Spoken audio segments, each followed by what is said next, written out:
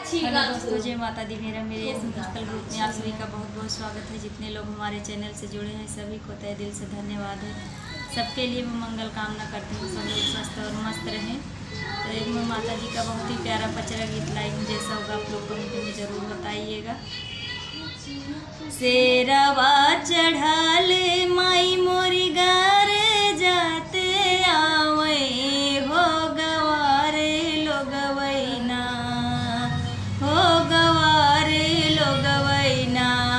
माई के कदर न जाने हो गवारे लोगवैना, माई के कदर न जाने हो गवारे लोगवैना।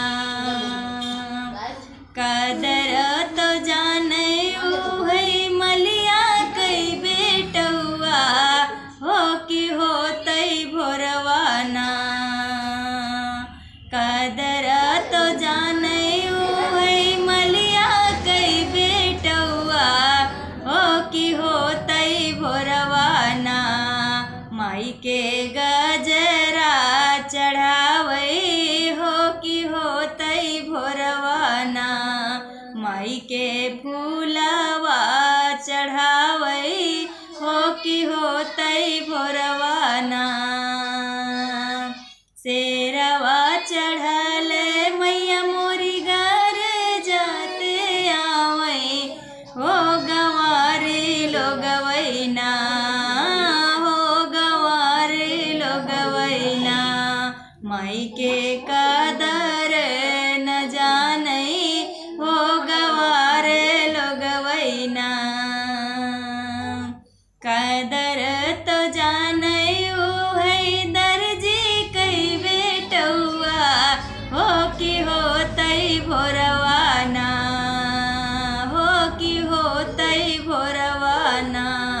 माई के चुनरी चढ़ावई हो कि होतई भोरवाना, माई के चुनरी चढ़ावई हो कि होतई भोरवाना।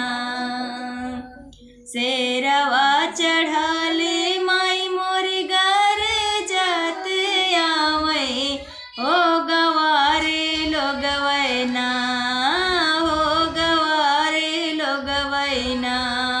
माई के कदर न जाने हो गवारे लोगवैना।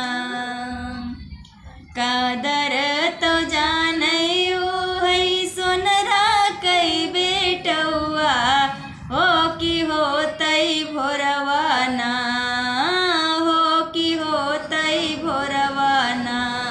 माई के बिछुआ चढ़ावई हो कि होतई भोरवाना, माई के बिछुआ